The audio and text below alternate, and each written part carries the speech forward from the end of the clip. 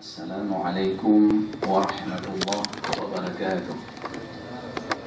Innal hamdalillah nahmaduhu wa nasta'inuhu wa nastaghfiruh wa na'udzu billahi min shururi anfusina wa min sayyiati a'malina. Man yahdihillahu fala mudilla lahu wa man yudlil fala hadiya lahu. Allahumma shalli wa sallim wa barik ala asyrafil anbiya'i wal mursalin. Bapak-bapak, ibu-ibu yang kami hormati, barangkali kadang-kadang terbersit dalam hati kecil kita ketika seseorang berbicara tentang pahala, surga, dosa, dan neraka. Kok sedikit-sedikit pahala, sedikit-sedikit pahala, surga, sedikit-sedikit dosa, neraka. Tetapi coba kalau kita hayati, kalau kita ilustrasikan, kalau kita ibaratkan bahwa dosa dan neraka itu ibarat seperti sebuah penyakit yang sangat bahaya yang menggerogoti tubuh kita. Apakah penyakit-penyakit modern sekarang yang banyak sekali? Tentu kita lihat rumah sakit selalu penuh, tidak pernah sepi. Tentu orang yang sakit akan membeli kesehatan, di mana kesehatan tersebut kita ibaratkan dengan sebuah pahala dan surga. Maka seseorang ketika sakit, dia akan melakukan apa saja untuk menjadi sehat kembali. Makanya tidak heran kalau ada orang sakit demi untuk memperoleh kesehatan, yang kalau kita ibaratkan seperti orang ingin mencari pahala dan surga, bahkan dia sampai rela menjual apa yang dia miliki, menjual harta benda, menjual mobilnya, bahkan ada yang menjual rumahnya, rela berhutang. Ada yang berobat, tidak cukup dalam negeri, berobat ke luar negeri, tidak cukup dengan pengobatan medis, mencari pengobatan alternatif dan pengobatan lainnya. Ini kalau seandainya dapat kita hayati bahwa puasa dan ibadah-ibadah lainnya, ketika kita ingin mencapai gelar tattaqun, kalau kita dapat hayati seperti ibaratnya seseorang yang ingin sembuh dari penyakit, maka tentu saja inilah salah satu kesempatan pada bulan puasa ini. Kemudian kiat yang kedua adalah melaksanakan, mengetahui aturan fikih sunnah-sunnah Rasulullah ketika kita berpuasa. Salah satunya adalah syarat suatu ibadah diterima oleh Allah adanya keikhlasan, al-ikhlas. Kemudian yang kedua adalah mutaba'ah ar-Rasul sallallahu alaihi wasallam, yaitu senantiasa ibadah yang kita laksanakan, puasa dan ibadah apa saja sesuai dengan tuntunan yang dianjurkan atau yang diberi petunjuk oleh Rasulullah sallallahu alaihi wasallam. Kemudian kiat yang ketiga adalah supaya Ramadan kita dapat terlalui dengan sempurna, menghiasi bulan puasa ini dengan aneka ragam amal saleh, yaitu seperti tadarus, membaca Al-Quran. Bahkan diriwayatkan Imam Malik, seorang ulama Madinah, ulama hadis besar, di mana ulama-ulama hadis lainnya berguru kepada beliau, itu ketika bulan puasa, kalau sebelum bulan puasa beliau sehari-hari mengajar di Masjid Nabawi ilmu-ilmu hadis, tetapi ketika bulan puasa beliau mengkhususkan bulan puasa ini hanya untuk membaca ayat-ayat Al-Quran. Kalau kita banding-bandingkan iman kita dengan para sahabat, konsep para sahabat adalah, sahabat Rasulullah SAW, kunna la natajawadu an qiraati 10 ayat hatta na'mal biha. Ini konsep sahabat Rasulullah SAW. Kami tidak melewati 10 ayat Al-Quran kecuali kami telah benar-benar membaca, memahami, mentafakkur, mentadabbur, mengkontemplasi dan mengamalkannya. Mereka tidak pernah lewat membaca 10 ayat kecuali ayat tersebut telah benar-benar dipahami dan diamalkan. Tentu ini menjadi evaluasi bagi kita semua. Betapa banyak ayat Al-Quran, hadis Rasulullah SAW telah kita baca, telah kita ketahui maknanya, tetapi apakah semuanya telah kita amalkan satu persatu? Kemudian juga amalan-amalan lainnya di bulan puasa adalah seperti banyak bersedekah, kemudian menghidupkan malam Ramadan dengan qiyamul lail berupa salat tarawih, witir, tahajud, dan ibadah-ibadah sunat lainnya. Dan juga memberikan makanan bagi orang yang berbuka puasa, menghidangkan makanan bagi orang berpuasa atau yang disebut takjil. Dan kemudian juga ada satu sunnah lagi, yaitu i'tikaf pada 10 malam terakhir. Artinya tidak keluar dalam masjid, tetapi berdiam diri dalam masjid selama 10 malam terakhir, kecuali kalau ada keperluan yang mendesak. Walaupun sebagian ulama ada yang menyebutkan i'tikaf itu kapan saja kita masuk ke masjid, kita niatkan i'tikaf, itu udah ada nggak i'tikaf. Tapi ini i'tikaf khusus yang dilakukan oleh Rasulullah Sallallahu Alaihi Wasallam. Kemudian terkait dengan amalan pada bulan puasa, kita menghiasi amalan pada bulan puasa. Ternyata Rasulullah SAW adalah menjadi contoh kita. Beliau seseorang yang sangat bekerja keras, yang sangat menghargai etos kerja, produktivitas. Itu disebutkan dalam hadis Sahih Bukhari dan Muslim. Karena Rasulullah SAW ajwadun nas bil khair, wa kana ajwaduhu fi syahri Ramadan. Rasulullah SAW seseorang yang sangat ingin melakukan amal baik kapan saja, tetapi beliau benar-benar mengkonsentrasikan amal saleh tersebut, pekerjaannya, terutama pada bulan puasa.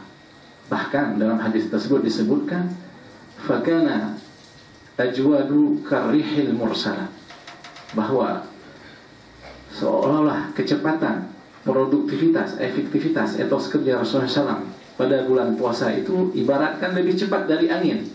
Kalau seandainya kecepatan angin berapa knot, maka Rasulullah lebih cepat dari angin tersebut, sebagaimana disebutkan dalam hadis Sahih Muslim.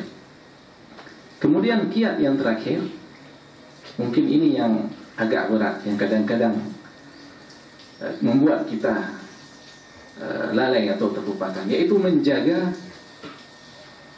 keutuhan, keberkahan pahala puasa yang kita lakukan. Karena ternyata terdapat tindakan-tindakan, ucapan-ucapan, amalan-amalan yang membuat dosa atau yang menghilangkan atau dapat menggugurkan pahala-pahala dosa yang kita, pahala-pahala puasa yang kita lakukan. Oleh karena itu, dalam sebuah hadis yang diriwayatkan oleh Ibnu Majah, Rasulullah SAW bersabda,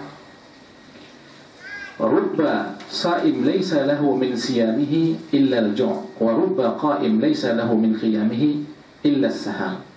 Betapa banyak orang yang berpuasa di siang hari, kemudian dia tidak mendapatkannya kecuali hanya menahan lapar saja.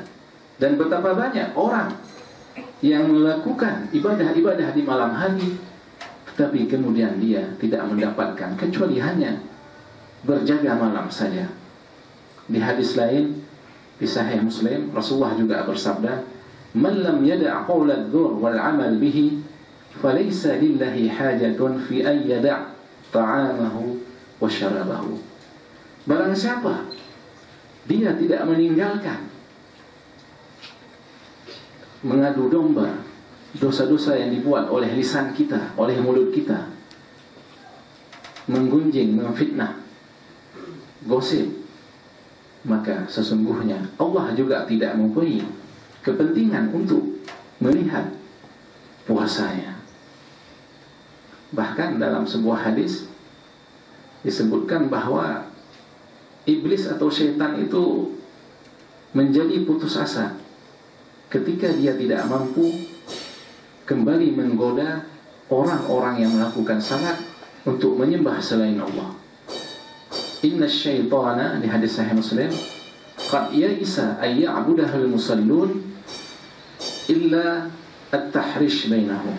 Sesungguhnya syaitan itu telah putus asa untuk kembali menggoda orang-orang yang melakukan salat untuk menyembah kecuali kepada Allah. Artinya dia tidak mampu menggoda orang-orang yang salat untuk menyembah selain Allah. Tetapi at-tahrish bainahum, untuk mengadu domba sesama manusia, sesama muslim, menimbulkan api perpecahan, fitnah, dia belum putus asa. Karena dia tahu bahwa di sini sangat banyak celah-celah manusia, celah-celah muslim yang kadang-kadang dengan mudah dapat dia goda. Oleh karena itu, tindakan-tindakan yang harus dihindari adalah supaya pahala puasa kita tidak hilang adalah emosi yang tidak pada tempatnya, marah tidak pada tempatnya, ghibah, namimah, memfitnah, dan kemaksiatan umum yang lainnya. Sebelum menutup, marilah kita kembali melihat sebuah hadis, bahwa hadis ini sering dibacakan. An-nawmu nawmus sa'im ibadah wa sukutuhu tasbih wa du'a'uhu mustajab wa amaluhu mutaqabbal. Tidurnya orang yang berpuasa adalah ibadah. Nah, ternyata hadis ini ketika diteliti kembali sanad oleh ahli-ahli hadis, ada yang mengatakan derajat hadis ini sangat lemah. Bahkan banyak di antara ulama hadis seperti Imam Ahmad dan Imam Al-Hafidh Al-Iraqi mengatakan hadis ini hadis palsu. Dan tidak pernah juga dilihat dari riwayat Rasulullah SAW bahwa ketika bulan puasa Rasulullah banyak tidur. Justru lebih banyak kegiatan dan efektivitasnya. Oleh karena itu juga bukan berarti tidak boleh tidur, tetapi ada orang dengan menjadikan siang hari ini hampir 80% dengan tidur, dengan mengatakan ibadah karena sesuai dengan hadis. Nah, itu yang tidak tepat. Tetapi bukan berarti ketika kita capek, kita beristirahat, bisa mengatur tanpa mengganggu rutinitas kita sehari-hari atau amanah pekerjaan yang diberikan kepada kita. Cuma ada ulama yang mengatakan bahwa tidur itu menjadi ibadah pasif. Artinya apabila ada seseorang ketika dia tidak tidur, banyak melakukan dosa dengan perkataannya, dengan mulutnya, dengan lisannya, maka tidur baginya lebih baik. Itu menjadi ibadah pasif. Nah, itulah, semoga dengan kiat yang terakhir ini, kalau kita insya Allah lulus dengan kiat terakhir menjaga pahala ibadah puasa kita, maka yakinlah insya Allah kita termasuk ke dalam golongan orang yang akan memperoleh puasa atau melalui Ramadan dengan sempurna, sehingga predikat harapan yang diinginkan oleh Allah, la'allakum tattaqun, dapat terpenuhi. Puasa, saya baca yang sahih itu lahabat lama'u wakalatil uruku wasabatal ajru insyaallah. Sedangkan ulama Allah malakas suntu itu katanya hadisnya dhaif jiddan. Ini yang mana yang benar? Dan kebanyakan orang pakai itu Allah malakas suntu, mana-mana radio, TV. Jadi kan bingung. Ini yang sahih, ini kan kita mau pakai yang sahih, yang benar, yang Nabi buat. Ini macam mana, Ustaz? Kami ucapkan ini suatu masukan yang sangat bagus ya. Sepengetahuan saya, hadis yang disebutkan tadi, yaitu dengan membaca doa zahabat bambu itu lebih sahih. Seharusnya itu yang lebih tepat kita lakukan. Kadang-kadang tapi untuk kajian lebih jauh, bukan berarti ketika seseorang membaca doa Allahumma lakal sumtu itu juga salah. Nah, tetapi yang lebih tepat sesuai dengan yang Rasulullah lakukan adalah hadis yang pertama. Nah, tetapi kadang-kadang berkembang kebiasaan yang bukan berdasarkan yang langsung diucapkan oleh Rasulullah SAW. Contoh misalnya, ketika kita berdoa, kan banyak doa setelah sholat, ada yang doa rame-rame. Di situ banyak kadang-kadang kita dengarkan doa yang mana Rasulullah tidak pernah membaca doa itu. Nah, tapi kalau misalnya Rabbana atina fid dunya atau doa jawami akhir atau Allahumma ighfirli dzunubi, itu sering dibaca oleh Rasulullah. Seharusnya itulah yang pertama kita lakukan. Nah, tapi bukan juga yang di doa yang lain salah, tidak juga, karena ada dalil-dalil umum yang membolehkan itu. Tetapi ketika ditanya mana yang lebih tepat dengan sunnah sesuai dengan yang Rasulullah lakukan, maka jawabannya adalah sebagaimana yang Ustaz sampaikan tadi. Hadis yang pertama, doa yang pertama itu lebih tepat. Tetapi ini sudah menjadi turun-temurun. Sama ketika orang mengutip hadis,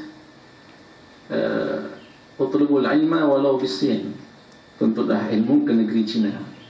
Nah, ini turun-temurun karena kita tidak pernah mempelajari kritik sanad hadis, matan hadis, sehingga itu disebut terus hadis. Ternyata sudah diselidiki oleh para ulama, itu bukan hadis karena nggak ada sanad sama sekali kepada Rasulullah Sallallahu Alaihi Wasallam, sehingga tidak bisa disebut hadis Rasulullah. Cukup hanya disebut athar dari para ulama atau hikmah dari para ulama. Ketika kita menyebutkan hadis, dikhawatirkan kita akan melakukan kebohongan pada Rasulullah. Tetapi bukan berarti maknanya tidak benar. Maknanya bisa jadi benar. Tuntut ilmu kemana saja. Rasulullah pernah menyuruh para sahabat untuk belajar bahasa-bahasa asing untuk mempermudahkan dakwah. Nah, demikian kira-kira Ustaz. Assalamualaikum warahmatullahi wabarakatuh. Saya menarik dari beberapa Ustaz masalah penyakit. Orang kalau mau sembuh, tanah pun dijual, rumah pun dijual. Ini konteks kita dengan puasa dan ibadah. Ada yang kita lihat ibadah, asal ada ibadah. Kalau menyangkut dengan kewajiban dan zakat, sedekah, seolah-olah itu merupakan namanya sunat, itu seolah-olah itu tidak penting. Padahal kalau kita lihat kehidupan kita sehari-hari, begitu banyak dosa yang kita berbuat. Apakah tidak perlu kita pikirkan bagaimana menyembuhkan dosa yang kita buat ini? Apa tidak perlu mungkin kalau penyakit mungkin jual rumah, jual tanah. Kalau menghapuskan dosa ini, apakah tidak perlu kita jual? Apakah ini sekedar hanya untuk sholat dan puasa di bulan Ramadan saja? Kenapa kiat-kiat lain yang mungkin seperti yang Ustaz sampaikan tadi, kalau menyembuhkan penyakit perlu untuk sembuh penyakit ini mungkin orang berusaha untuk sekuat tenaga. Bagaimana kalau kita menghapuskan dosa ini? Apa yang kita berbuat sekuat tenaga kita supaya dosa kita terhapuskan? Terima kasih. Assalamualaikum warahmatullahi wabarakatuh. Ya, yang inilah sebenarnya yang paling berat itulah. Kalau kita, makanya kenapa saya sebutkan kiat yang pertama adalah memaknai arti puasa itu. Ketika kadang-kadang kita tidak pernah berpikir, karena ketika kita berbicara pahala, surga, dosa, neraka, terlalu jauh kadang-kadang. Bagi yang muda masih merasa mungkin masih hidup 60 tahun lagi, bagi yang sehat mungkin masih sehat. Tetapi coba kalau kita bisa kita refleksikan, kita ibaratkan, kita hayati bahwa itu ibarat penyakit, tentu semua kita akan melakukan. Tetapi bagaimana menghayati itu ibaratkan bagai penyakit? Inilah barangkali ada contoh lain. Ada yang mencontohkan ketika katakanlah, anggaplah janin dalam tubuh seorang ibu, dia itu makan, minum semuanya melalui tali pusar, sehingga hanya seolah satu tali pusar itu. Kalau kita ibaratkan, berarti janin yang ada dalam perut ibu ini, kalau seandainya dia berbicara kepada ibunya, dia akan mengatakan, wahai ibu, saya nggak butuh apa-apa. Kalaupun nanti saya akan dilahirkan, akan keluar ke dunia, saya nggak butuh apa-apa. Yang penting tali pusar ini aja. Karena tali pusar ini paling penting. Dengan tali pusar ini saya aman ini dalam kandungan. Bisa makan, bisa minum, semuanya. Tetapi ketika dia dilahirkan, ternyata yang dianggap oleh janin ini paling penting tali pusar itu dulu yang dipotong. Ternyata ketika dia hidup di dunia, ternyata yang paling tidak dibutuhkan itu dah tali pusar, harus dipotong. Tapi butuh tangan, butuh panca indera, butuh mencari rezeki, butuh hidup, dan butuh lain-lainnya. Ini ibarat kenapa Rasulullah ketika beliau meninggal mengingat umatnya menangis sejadi-jadinya. Mungkin bahasa anak muda sekarang, apakah Rasulullah ini terlalu cengeng atau lebay? Dikit-dikit udah menangis mengingat umatnya. Kita ibaratkan Rasulullah karena seperti ibu janian tersebut. Beliau telah mengetahui bagaimana nanti ketika umatku ini akan menghadapi akhirat. Ibaratkan bayi yang keluar, yang dilahirkan oleh ibu, ketika dia menghadapi dunia, ternyata tali pusar itu justru tidak cukup, bahkan tidak bermanfaat, harus dipotong. Demikian juga ketika Rasulullah menangis, beliau teringat umatnya ini apakah akan sanggup nanti menghadapi akhirat nanti. Mungkin ada beberapa kiat, kalau ditanya-tanya, ini memang kembali kepada pribadi kita masing-masing, jiwa kita masing-masing. Kalau mungkin sebelum tidur dapat dihayati, kalau saya sakit akan mencari obat kemana saja supaya sembuh. Kenapa? Ketika saya menghindari dosa juga tidak demikian. Kemudian juga ada kalanya juga kiat lain, kita juga berdoa. Oleh karena itu salah satu doa yang sangat dianjurkan dan doa ini dibaca oleh Rasulullah SAW, Allahumma a'inna ala dzikrika wa syukrika wa husni ibadati. Ya Allah, tolonglah kami, tolonglah saya untuk mengingat Engkau. Ketika kita mengingat Allah, tentu kita akan menjauhi dosa-dosa tersebut. Untuk mensyukuri nikmat Engkau, untuk kuat beribadah kepada Engkau. Ini ada kiat-kiat lainnya, yaitu selain dengan kiat-kiat fisik, kiat-kiat nyata, tetapi juga berdoa. Ini Rasulullah seorang Nabi berdoa supaya Allah kuatkanlah saya untuk beribadah, untuk menjauhi dosa, untuk bersyukur kepada Engkau. Yang jadi pertanyaan kepada kita, apakah kita selama ini juga adalah berdoa untuk diri kita sendiri supaya ya Allah. Juga ada doa yang lain, Allahumma kfina, ini juga doa diucapkan langsung oleh Rasulullah SAW. Allahumma kfina bihalalika al-haram. Ya Allah, cukupkan rezeki halal kepada saya daripada rezeki yang tidak halal. Ya Allah, dengan rezeki halal itu cukupkanlah kehidupan saya. Sedangkan dalam kehidupan sekarang amat berat adalah terkait dengan rezeki, terkait dengan muamalah kita dengan manusia dan lain-lain. Demikian kira-kira.